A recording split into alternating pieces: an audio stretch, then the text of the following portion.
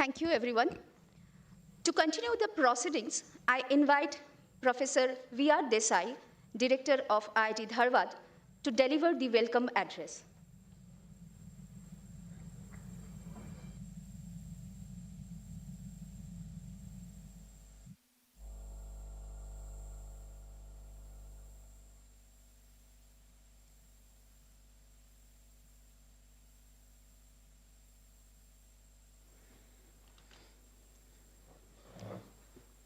ಸರ್ವರಿಗೂ ನಮಸ್ಕಾರ ಮತ್ತು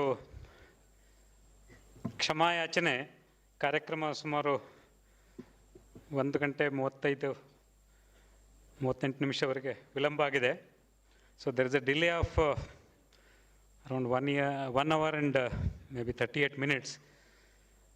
So today is a special day, not just for IIT Dharwad or the town of Dharwad in Karnataka, but for the future of innovation in our country. So with the inauguration of Dharti, that is Dharwad Research Technology Incubator Foundation and the Bionest Incubation Center, we are providing the top quality research, startups and deep technology which need not belong only to big cities. They can also grow and succeed right here in the heart of India, in Hubli, Dharwad, Belgaum, cities like this one. What makes the initiative special is the strong vision and unique support system. We are really grateful to our Honorable Union Finance Minister and Corporate Affairs Minister, Nirmala Sitharaman Madam, who supported with her Member of Parliament Local Area Development Scheme to the tune of rupees 5.29 crores, and as well as to Biotechnology Industry Research Assistance Council, popularly known as BIRAC, from the Department of Biotechnology, DBT, Bharat Sarkar, for adding 5 crores to this MP-led generous contribution from Madam. So this partnership is a unique initiative between the local development funds as well as the national innovation support, and this is a great example for the whole country to emulate and replicate. At Dharti Bioness Center, 15 startups have already working on providing solutions to real-life problems in the areas of healthcare, sustainability, food technology, and engineering. Some of them have already received important national-level grants also. And this is just the beginning. With advanced biology labs, modern testing equipment, medtech prototyping units, liquid chromatography, mass spectroscopy, as well as gas chromatography, mass spectroscopy systems, three-dimensional, that is popularly known as 3D printing tools, and strong mentorship, Dharti is already has become the North Karnataka's leading platform for biotech, agri-tech, and deep tech innovations. But more than these facilities, it is the building confidence in people, young innovators from small towns and villages. And so you need not move to Bengaluru, Hyderabad, or Silicon Valley. You can, that is, ideate your ideas and then create products which will be useful and feasible, provide feasible solutions from samasya to samadhan, as well as eventually reaching samruddhi or plethora. In the coming years, we plan to support more than 100 startups, train over 500 professionals, make North Karnataka globally known for a hub for this agri-tech, biotech, as well as deep tech, and next generation innovation, this one. On behalf of IIT Dharwad, I sincerely thank all of you for sparing your valuable time, as well as Nirmala Sitharaman Madam, as well as the Government of India, in which she is holding a major finance and corporate affairs portfolio, as well as Karnataka Sarkar, as well as BIRAC. So with these few words, just I won't hold back this one. So mera वाणी को विराम देता हूँ. धन्यवाद. शुभ दिन. Let us hear from MD BIRAC and then followed by Madam Nirmala Sitharaman. Thank you, sir, for your welcoming address. To continue, I would like to invite our guest of honor, Dr. Jitendra Kumar, Managing Director, BIRAC, to address the gathering. Honorable Finance Minister, Srimati Nirmala Sitharaman, Professor Desai, Director IIT Dharwad, faculty of this great institution, students, industry representatives, startups, and leadership, local leadership ministers from this region. I'm so glad to be here today because today is the day where we are celebrating the crown of the jewel innovation ecosystem of the country. Why I say so? Because this is the first time any MP-led scheme has come forward along with the national initiative of BIRAC to create an ecosystem. So we have around 100 BioNest incubation centers across the country, and this is the 101st, and therefore definitely this is a crown of jewel. And I thank Madam Nirmala Sitharaman, Madam, for accepting this as a proposal. It has an interesting story. Actually, I was in Bangalore Bioinnovation Center when Madam had a chance to visit Bangalore Bioinnovation Center. And that was in year 2021, July. And later I moved to BIRAC, and one of the officers who was the director ITBT, Sri Nakulji, was there when I was there at Bangalore Bioinnovation Center. And when he came to know that I am here in central government, immediately we met, and he told that there is an MP-led scheme, suggest what can be done. And beyond Bangalore, I mean not in Bangalore. So definitely this was the first choice that came to my mind. We zeroed in on, and with the director sir's help, this came into vision. And I think within short time, this has come into fruition. We always say, within 1 year, we have almost in every incubation center, we see 100 incubation centers that we have, some 20 startups within first year. This is very, very uniform, and this Hubli is not an exception. We saw some 20 startups registered here, and within 5 years, we see some 100 in the medium-sized incubation center, like CCAM Bangalore or Bangalore Bioinnovation Center, 75 to 100 BioNest incubation, the incubatees, the startup companies, and then they have the valuation of 5 crore per startup within first year. So if there are 10 or 20, then 100 crores we are talking about. And if MP-led and BIRAC has contributed 5 crore, 10 crore, so we are talking about 10 times return, economic returns from one incubation center. And within 5 years, it goes to multiplier effects like 10,000 crores also we have seen in evaluation of the companies, I'm saying. Valuation of the startup companies, because they raise funds and they get a lot of other technology development, proof of concept stage, validation stage, so their valuation increases. So this is a very good system where incubation centers become the economic engines for the nation. And our finance minister lays much more emphasis to this innovation ecosystem is great, commendable commendable act that everybody can appreciate. I really appreciate it very much. Incubation centers provide plug-and-play facilities for the startup companies. It provides mentorship support. It provides fundraising. It provides marketing and any support system that is required for startups to succeed. And therefore, it can become the innovation hubs. What we see in Boston area, what we see in Harvard, Stanford, it all grew like that.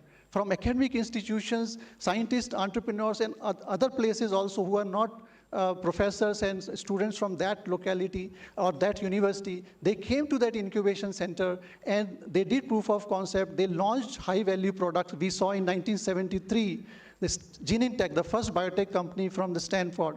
And from that time onwards, we see a lot of companies having new innovative products coming to market. And that's why these countries have become prosperous. We still are in lower income middle income country, and we have to go to the Viksit Bharat, the developed country by 2047. And I think incubation centers can provide a huge impetus to this goal. It can contribute to the Viksit Bharat vision that our Honorable Prime Minister has, supported by our Honorable Finance Minister. I think we can definitely do it. I have seen it in the last 15, 20 years of my journey in the innovation ecosystem. I have seen how these companies have grown. There are a lot of good examples I can say. The first molecule, nephromycin, has been launched very recently by Bocard, a company funded by BIRAC. Then there is a CAR-T therapy, Next Care, which was launched by Honorable President of India in IIT Mumbai. So IIT Mumbai was, our one of the earliest incubation centers. So I really feel that IIT Dharwad also can have a lot of good innovative products which will bring our country to the next level or the global map. We are suppliers of the vaccine pharma of the world. Definitely we have the capabilities, but this is by volume. I'm talking about by value, we have to become more and more, a country driven by knowledge economy, the IP-driven economy, and that's how we can become a prosperous country, a Viksit Bharat. So, from where we are now, there are some challenges, and we are working on it. So, we do not have facilities for scale up. So, Bio-E3 policy has been launched by our Honorable Prime Minister just last year, and there's a good funding here. So we have created around 20 bio foundries and bio innovation hubs, bio manufacturing hubs. These are advanced level over and above the incubation centers that we currently have. So you will be surprised to know that in the world, we have only 100 to 120 bio foundries and bio manufacturing hubs across the globe, where the government has supported Center for State-of-the-Art Biomanufacturing. So now we have around 1/5 to 1/4 of the facility we have here in our country, which matches very well with the emergence of our country as a fourth largest economy. So I really think that our country can catch up with the whole world, and with the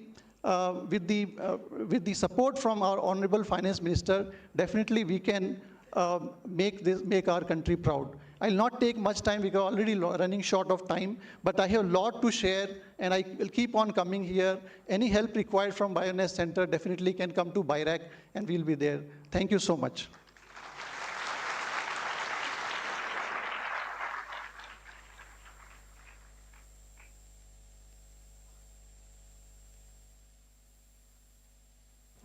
Thank you, sir, for your encouraging words. Now I request Dr. Kalyan Bhattacharjee, Registrar IIT Dharwad, to felicitate Dr. Kumar.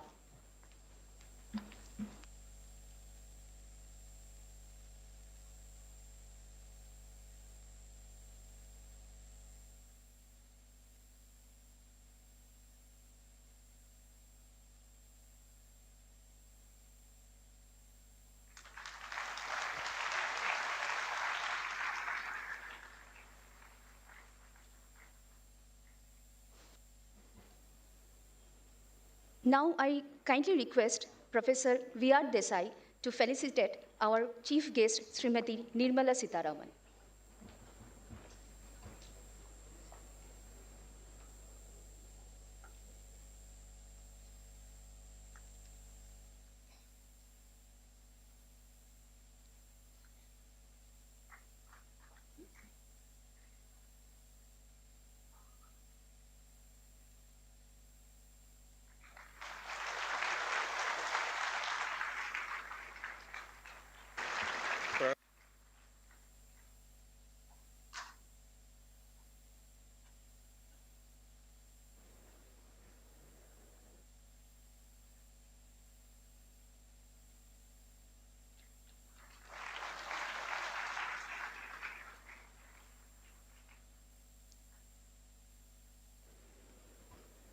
Srimati Nirmala Sitharaman ji has graciously offered to interact with the student community of IIT Dharwad this evening. I now request the student to ask their question directly to the ma'am. Please keep them brief and do mention your name before you begin.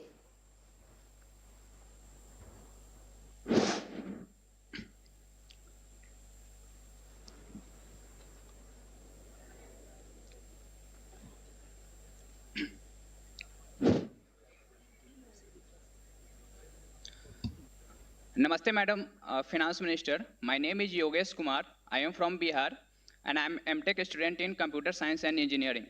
My question is, how can institutions like IITs develop their roles not only in enhancing the employability and fostering entrepreneurship, but also in the retention of talents, so that the knowledge created here contribute directly to the growth? Retain within the IIT or retain in India? Retain in India. Retain in India. I think it is, I look at it in a broad sense. We are at an inflection point. Please sit down. Thank you, ma'am. For decades, India invested in education. Maybe not as much as you all want, but it did invest in quality education, particularly quality higher education. And as a result, we've had always a good set of people coming out of premier institutions who could contribute in their chosen field. However, the opportunities within the country were limited. One, and second, opportunities for further research were lots more contemporaneous and also readily accessible. So there was a generation or even two generations of people who went through the Indian higher education system, showed excellence, which the institutions enabled as well, and as a result sought to have opportunities which existed elsewhere also to be utilized by them. Not wrong at all. So you had people going out. But today, because of the continuous emphasis on building our economy in various different ways, and also because the government has come out with huge funding assistance for R&D, and the latest announcement for funding assistance for R&D inclusive of R&D in private sector, I see this is that inflection point where people coming out of good higher education centers can have opportunities within India.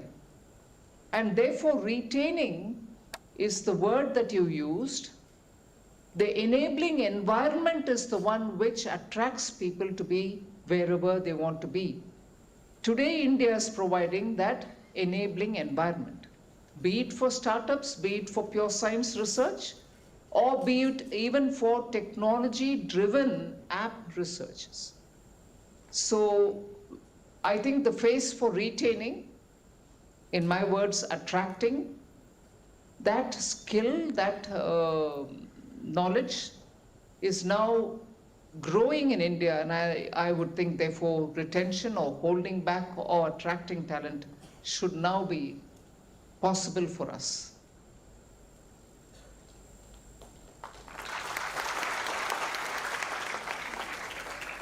Thank you, ma'am. Next question. Yes. Good evening, ma'am. I am Pratham Thakkar, final year electrical engineering student at IIT Dharwad. I am currently working in the investment banking space where I have observed several startups driving remarkable innovation and growth, yet many of them still struggle to be profitable. In your view, how can young innovators balance the pursuit of profitability with creating meaningful and sustainable impact for the nation? Young innovators, your core business is to keep innovating. Profitability comes absolutely only when you're reaching the stage of commercializing and scaling up your production. So young innovators, to remain in the area in which they have to do much more of innovation or continue to do innovation, will have to be supported. But profitability, I think, is a word which has to wait, because that is realistically attainable only when you're going to commercialize your product. So I wouldn't want the confusion in the mind of a young innovator that when am I going to be profitable to hinder his sharp intellect with which he has to keep innovating. But as he keeps innovating, I think there should be incubators such as which is in IIT Dharwad, to make sure that the necessary prerequisites are done, hand-holding that innovator, whether you register your patent or whether you commercialize the patent, whether you bring in the commercial production people into the scene, and not burden the mind of the innovator with these sort of non-core business. It is not an innovator's business to become profitable. He keeps producing fancy good things which are going to be transformational for the society. And he should not be bogged down with, oh, will I make profit, will I not make profit? No. That should be done by, let's say, partnering people who can fund them, who can handhold them, who can do the necessary prerequisites in the name of diligence, due diligence, and comply with expectations of, regulatory supervision or stamping for quality, and then look for partners who can keep producing it. And it is that time when the profit comes. So I would want a system, and I think in government we are very favorably inclined, to keep supporting innovators. But of course, you'll reach a stage where you can make your profit. So I think in the timeline, first comes your innovation, improving on your innovation, but equally there should be a set of people who can handhold you and lead you towards profit. Thank you, ma'am. We will take one more question from our students. Yeah. Namaste, ma'am. I am Dimple Varuni, currently pursuing BSMS in IIT Dharwad. Ma'am, my question is, your journey as a woman leader is truly inspiring. Please be loud. Ma'am. Your journey as a women leader in our country is truly inspiring. My question is, what motivated you to get into this public life, and what qualities and experiences made you stand there? Thank you, ma'am. I don't think I planned for it. But once I was in there, I kept playing with the team. So I would think team and motivating the team, being together with the team, and keeping the spirit of the team is a very important first step. And of course, you will have to, in your mind, keep looking up to people who can give you that kind of a message or mentoring.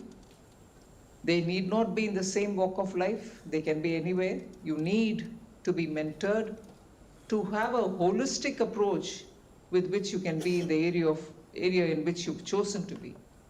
So those are, I think, two important things I would think for any field, not just in political life or in a particular area of activity, but in every area of activity. You need to be a team player. You keep the motivation of the team up. Equally look for people who can mentor you so that you become a lot more rounded. I think these are the two messages I would think are important. Thank you, ma'am, for your kind and inspiring words. Ma'am, we would like to request you to address the gathering a little more. I thought there'll be more of students wanting to ask me questions. No? You want to listen to a monologue from my side? No, I think they want to interact. Okay, ma'am. Don't impose on them a monologue.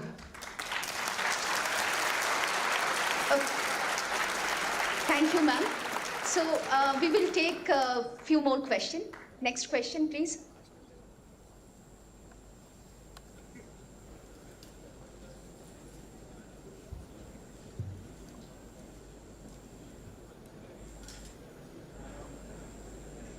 Good evening, ma'am. I am Sanika Viswas, pursuing BSMS in IIT Dharwad. So my question is that today many young Indians are well educated, but often find a mismatch between their academic skills and the industry requirements. So how is the government addressing the gap to create future-ready jobs for the next generation? Thank you.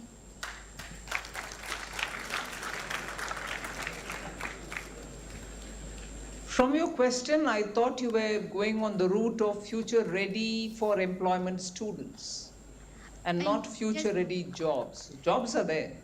Yes, And ma'am. from your question, I understood that young graduates coming out of universities are not ready for that kind of jobs. The skill sets that they have may not match with the expectation of the industry. If that's the way you wanted to put it, that's how I understood it. There are several schemes that the government is coming up with, but although most important, I would think, is for the curriculum itself to have industry participation, particularly for sectors which have technology in them, so that even as you're going through your course and about to complete it, you have at least the primary skill sets which an employee will be looking for in you. I've heard major companies tell me, manufacturing and also those who are in IT businesses, that a well-qualified graduate, they still spend about 8 months after the employment, after recruiting this individual, to get him ready, get him or her ready for the job in which they've recruited the person. Actually, it should not be at the level of the employer. I'm not trying to cut their cost down. They will still have to do it for inculcating their company's values. But it is that which should have been in the last few months or year of graduation in the university itself, so that when you go out and you are recruited, you are straight getting into the job. However amateurish your approach may be, you'll still be ready for the job. So there is a lot of work going on with the universities to tell them to give such skills also, so that they will be job ready. I only will take one example, which is not the only skill set that you need, but there may be very many more to add for that set of skills which is required. But I take one from that basket of skill sets that you'll require, which is language. Not the computer language, but the language which is in daily parlance. Either you learn a language with an intention of serving a particular part, a particular geographical area, learn Russian if you're going there, or learn Japanese to be ready to understand the technology with which they are in the manufacturing area. Or you're looking at a particular country which has a particular technology, you want to be ready with their language, other than the skill sets that you'll need for technically performing your jobs. So these are kind of things which should have been part of what is taught in a university, so that even as you exit from there, you have these additional skills which will make you attractive for an employer. So I would strongly appeal for universities to have those kind of courses depending on the aptitude of the student, not make one jacket fits all type, related skills. So that's one of the things about any level of diploma holder or a master's holder or a PhD person ready for the market. That's got to come out of the center where they're learning, not after getting out.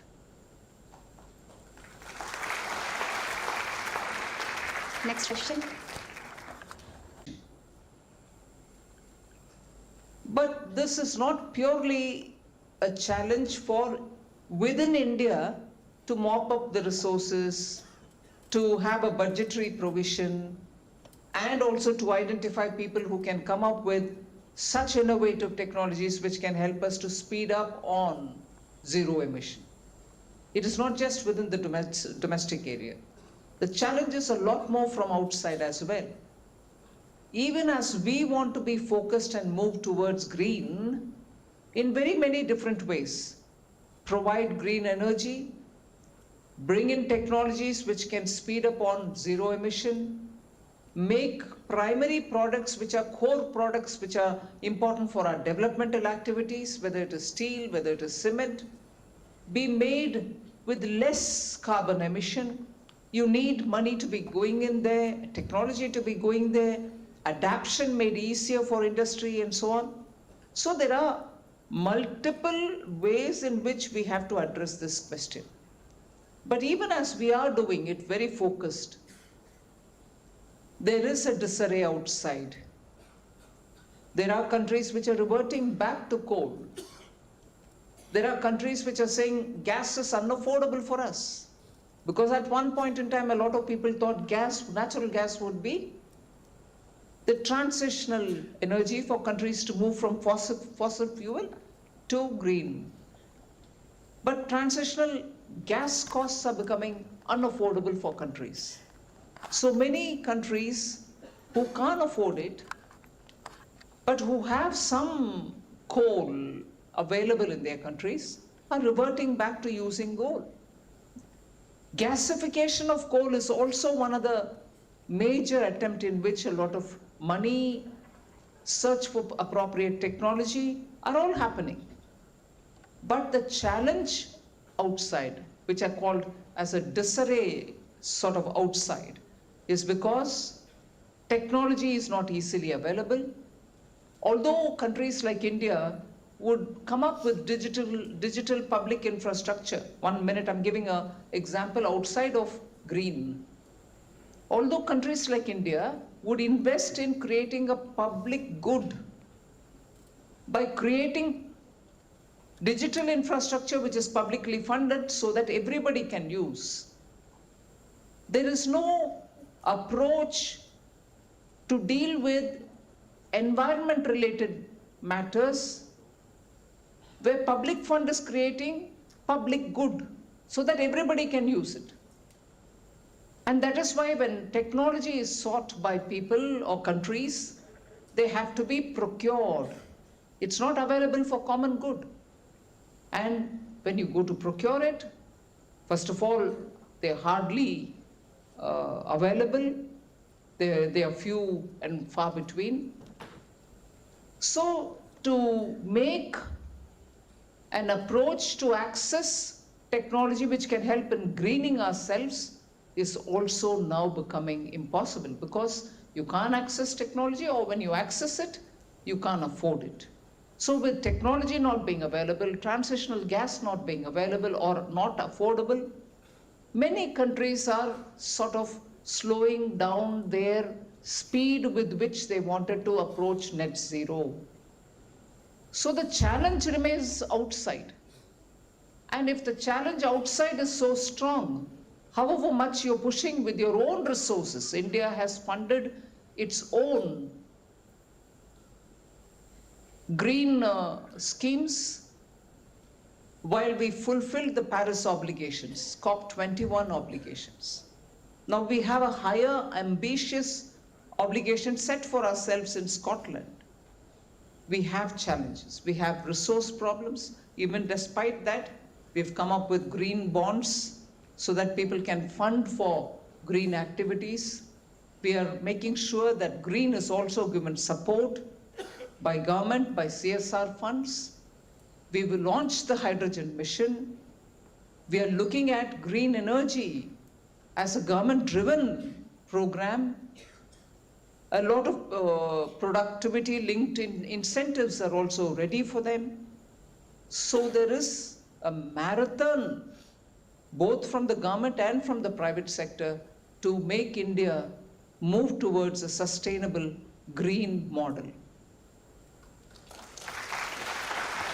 Ma'am, I would like to take an opportunity to ask another question on behalf of our student. Being one of the economics faculty, we keep receiving this question from the students inside and outside the class. They are concerned about the fact that which kind of financial and economic skill they should focus, as well as what kind of government policies are available to be relevant and to work competitively in the changing financial scenario of the country as well as globally. Especially they are concerned about fintech industries or startups. I don't know if you were there in the Global FinTech Fest, which was held recently in Mumbai. Amazing canvas of fintech-related activities, fintech-related challenges, fintech-related next-generation questions, and fintech-related solutions which are coming, and they're all from Indian young people. A fest of that kind, actually brought together everyone who is in the fintech arena already and those who've been there for some time, along with those who want to get into that area.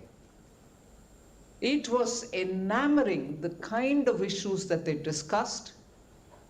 Of course, there's a need for greater awareness, but today I think India stands out in having tried, tested, scaled up and speeded up adaptability of fintech solutions all at one go in a matter of 7-8 years.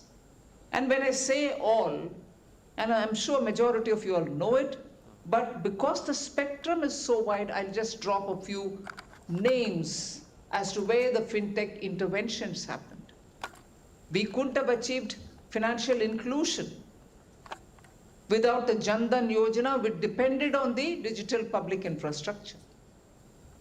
Now, you're able to have people, everyone coming into this banking system, the formal system. And each one has an identity and he's able to activate his phone to get messages about what's happening in his account or her account. Later, with his footprint clearly getting established, credit availability has also now become highly digitized. Again, thanks to fintech. Banks and the credit receivers are connected in no time. That is why we were able to launch at least 2-3 budgets ago a 59-minute loan application in principle being accepted kind of a scheme, so that wherever you are, you can get that. And later on, you can follow it up with the bank and so on. From there, we moved with just digital identity and no guarantees required, no sovereign support required, meaning no security to be given by the person who wants the loan. Today, he can get it with government security through some schemes, just proving his digital identity. We brought in account aggregators, again a fintech, splendid revolutionary item, where the aggregator would get the bank's details and the customer's detail with clear permission explicitly given.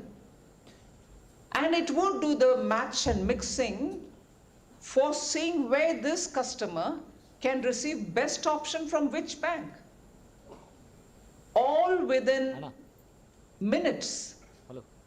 So this customer sitting in Dharwad probably can benefit from a bank which is in Kolkata or a branch wherever for the terms that he wants in obtaining a loan. And this account aggregator, which is a digital entity, will only be a pass-through. It doesn't keep the data of the bank or data of the customer. It just goes through. A revolutionary step, and it has actually improved the credit availability for businesses, small businesses in particular. Again, a fintech related wonderful idea which came up and which is benefiting people is to have an open network for digital commerce. Anyone can be onboarded. However small you may be, wherever you may be, whatever art or whatever product that you may produce. The ONDC is a fantastic revolution. You don't need to pay the app owner, no charges to be given, it's completely publicly funded. So actually fintech in India, the QR payment which is now everywhere, every street corner you find it, actually has made all the plastic cards irrelevant. So you look at stage by stage by stage, but within a short span of 7-8 years, where fintech in India has built this fantastic foundation, which is useful for rural, urban, literate, semi-literate, women, man, everybody anywhere in the country can access every one of these in the language in which you want. As a result, I was reading this data somewhere, digital adaptability in payments in India is somewhere in the region of 87%, whereas globally it is still about 61, 62%. That's the level of fintech revolution, fintech foundation, fintech being accepted by people, fintech therefore being scaled up. So if you were to ask a question on fintech, and I referred the Global Fintech Fest, we are now talking about the next generation. We've got all this, now where to go next? That's where fascinating ideas are coming. And I honestly would want you to go to whatever YouTubes of the world and see what happened in that FinTech Fest. You probably will get a lot more answers for your question than from me. Thank you, ma'am. Thank you very much, ma'am, for your inspiring and lively interaction. As we come to the end of this event, it's time to express our heartfelt gratitude to everyone who made this day possible.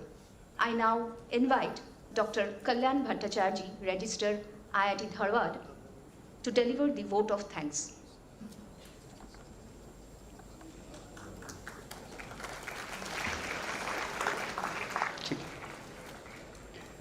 Honorable Chief Guest Srimati Nirmala Sitharamanji, distinguished dignitaries, industry leaders, faculty members, innovators, and friends.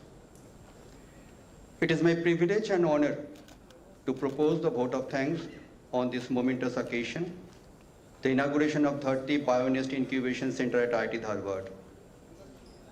On behalf of the entire institute fraternity, I would like to express our deepest gratitude to our chief guest, Srimati Nirmala Sitharaman Madam Ji, for her vision, constant encouragement, and invaluable support under MP LATS, which laid the foundation of this initiative. Madam, your belief in nurturing innovation beyond metropolitan cities has become a strength for us. A special thanks to BIRAC and Department of Biotechnology, especially Dr. Jitendra Kumar Ji, for trusting IIT Dharwad and partnering with us in building this incubation ecosystem. A heartfelt thanks to our director, all faculty members, all staff members of IIT Dharwad whose tireless effort have brought this vision to reality. Special mention must be made for 30 Foundation team whose dedication and planning have led to the successful establishment of this state-of-the-art facility. We are equally grateful to all the distinguished guests, industry partners, collaborating institutions such as CFTRI, CAHER, Vadhwani Foundation, our startup founders, researchers, to celebrate this important milestone in IIT Dharwad's journey towards promoting innovation-led growth. As we move forward, the Dharti Bionest Incubation Center will serve as a nucleus for nurturing startups, fostering biotechnology-based entrepreneurship, and contributing to the Atmanirbhar Bharat vision by translating research into social impact. Once again, I extend my heartfelt thanks to Madam, BIRAC, and every individual who has contributed to make this initiative a grand success. Thank you all to bring a part of this significant day in the history of IIT Dharwad. Jai Hind.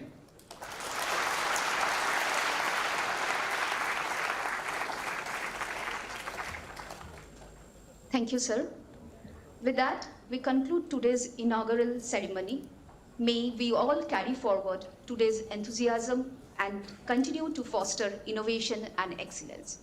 I request audience to be seated till the dignitaries leave this stage.